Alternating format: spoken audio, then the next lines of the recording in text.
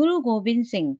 सिखों के 10 गुरुओं में से अंतिम गुरु गुरु गोबिंद सिंह एक संत, सैनिक, कवि, दार्शनिक और महान क्रांतिकारी थे।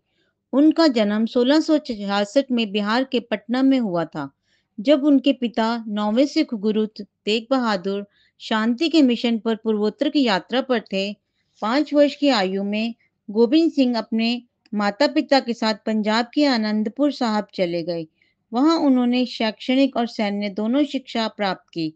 उनके पिता ने उत्पीड़ित कश्मीरी पंडितों की धार्मिक स्वतंत्रता के लिए लड़ाई लड़ी, जिन्हें मुगल शासकों द्वारा जबरन इस्लाम में परिवर्तित किया जा रहा था।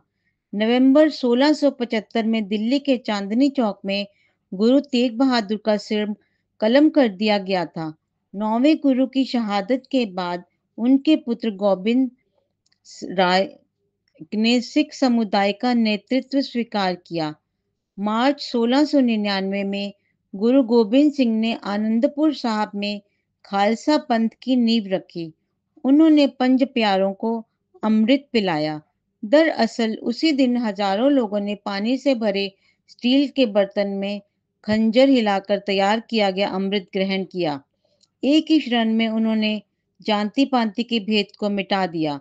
उन्होंने अपने अनुयायियों को एक नई पहचान दी और उन्हें नैतिक रूप से शुद्ध जीवन जीने का उपदेश दिया।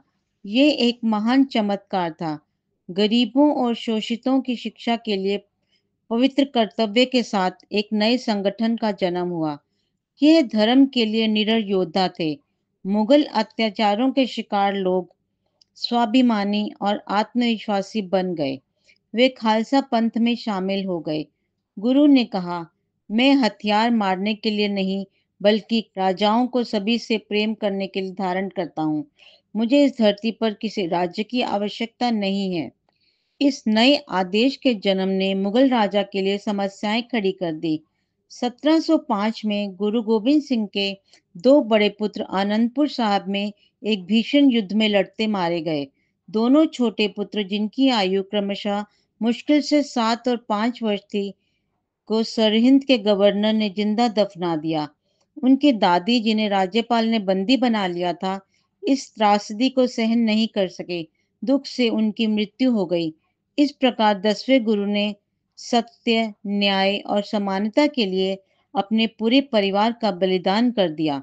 7 अक्टूबर 1708 को महाराष्ट्र के नांदेड़ में सोते समय उन पर हुए एक हमले के परिणाम स्वरूप वे स्वयं इस संसार से विदा हो गए।